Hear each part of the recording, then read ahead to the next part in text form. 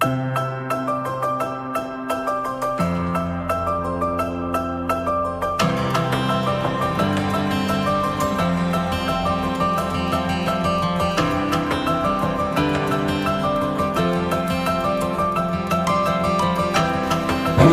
batu pertama Masjid Babul Iman Kampung Regang, Kecamatan Ketel, Kabupaten Aceh Tengah.